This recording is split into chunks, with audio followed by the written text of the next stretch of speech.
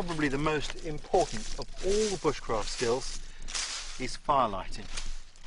With fire we can dispel the darkness of the forest if we're lost or stranded somewhere or injured, and with it dispel the negative spirits that could come into our mind and plant thoughts of defeat. We can drive away the cold that causes hypothermia, we can purify our water, we can cook our food. It is light where there is darkness. These are the basic principles for lighting a fire. First, try to site your fire where you have access to fuel. Very important. Secondly, clear the ground down to bare earth if possible, so that you are minimizing any risk of creating an uncontrollable fire.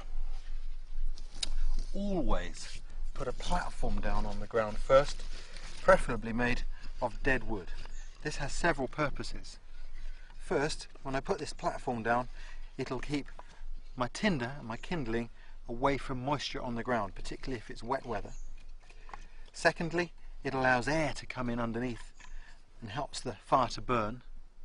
In cold weather, it provides insulation from the ground. Even today, when the weather's hot, that ground is cool, the wood is warm. But when the temperature drops to 50 below, that can make the difference between success or failure at fire lighting. But most importantly of all, when I light the fire, these logs will begin to burn early on to create embers and a good heart to the fire that makes it certain to start and light properly. The next step is to provide ourselves with kindling. Little thin dead twigs like this are exactly right, and a good thick bundle as well. What I like to do with this is to split that into half, 2 handfuls like so, and to cross them over a pile of sticks.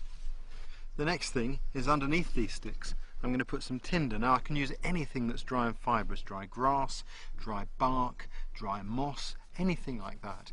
But one of the best things of all is birch bark, and I've got an old rotten log here, and you can see how the wood has rotted but not the bark, and the reason for that is that the bark is full of oil that's preservative, and that oil burns extremely well. So this will make very good tinder to fill that gap, and I'll just shred that down so that it's nice and thin, and will take very easily from the small flame I'll introduce to the fire for ignition.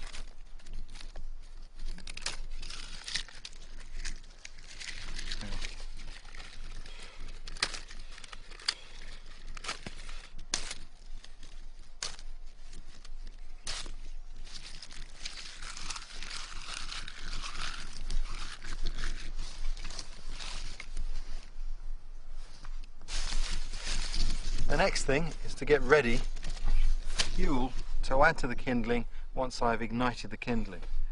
This goes up to little finger thickness. I won't need any more than that for the time being. There's plenty of other thicker fuel within arm's reach that I can just grab as I need it.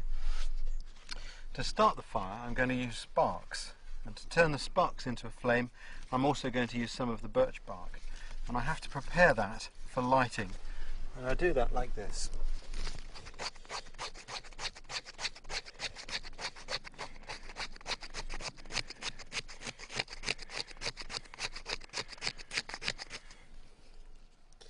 The device I use to ignite the fire is called a fire flash, and it's an alloy of metals that when scraped produces bright white sparks, and you can use this to ignite many different materials. The way I use it is I place it on the bark close to the shavings, and I use the back of my blade close to the point. I'll show you here to one side, and I push forwards with the thumb of my left hand like this to shave off peelings of the metal. So what I'll do now is drop the sparks onto these shavings, and when they catch light I'll move the flames in under the kindling.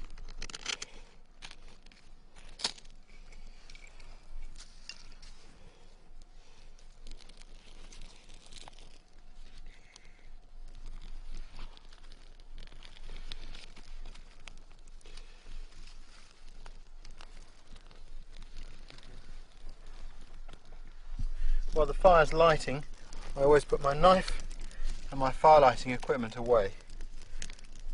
I've got a few moments because my preparation was done properly. Once the flames come through the top, you can add more fuel.